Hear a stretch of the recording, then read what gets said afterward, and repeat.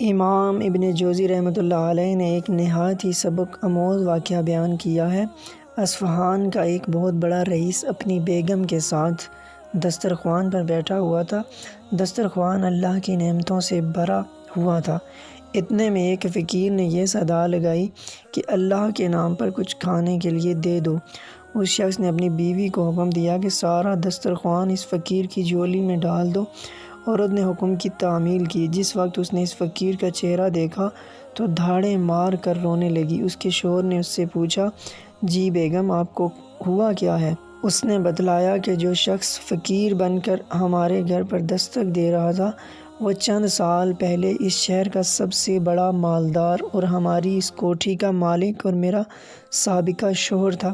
چند سال پہلے کی بات ہے کہ ہم دونوں دسترخوان پر ایسے ہی بیٹھ کر کھانا کھا رہے تھے جیسا کہ آج کھا رہے تھے۔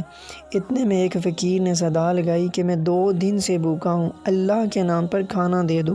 یہ شخص دسترخوان سے اٹھا اور اس فقیر کی اس قدر پٹائی کی کہ اسے لہو لہان کر دیا۔ نہ جانے اس فقیر نے کیا بد دعا دی کہ اس کے حالات دن بدن خراب ہوتے گئے، کاروبار ٹھپ ہو گیا اور وہ شخص فقیر ہو گیا۔ اس نے مجھے بھی طلاق دے دی۔ اس کے چند سال گزرنے کے بعد میں آپ کی زوجیت میں آ گئی۔ شوہر بیوی کی یہ باتیں سن کر کہنے لگا، بیگم، کیا میں آپ کو اس سے زیادہ تعجب خیز بات نہ بتلاؤں؟ اس نے کہا، ضرور بتائیں۔ کہنے لگا، جس فقیر کے آپ کے سابقہ شوہر نے پٹائی کی تھی وہ کوئی دوسرا نہیں بلکہ میں ہی تھا۔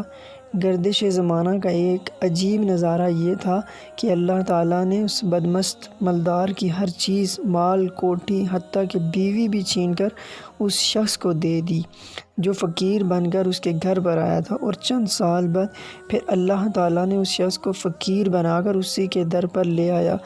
بے شک اس لیے کہتے ہیں واللہ علی کل شیء قدیر۔ تاریخ ایسے عبرت آموز واقعات سے بھری پڑی ہے، شرط ہے کہ انسان اس سے عبرت پکڑے۔ اللہ تعالیٰ ہمیں اس کہانی سے سبق لینے کی توفیق عطا فرمائے۔ آمین ثم آمین۔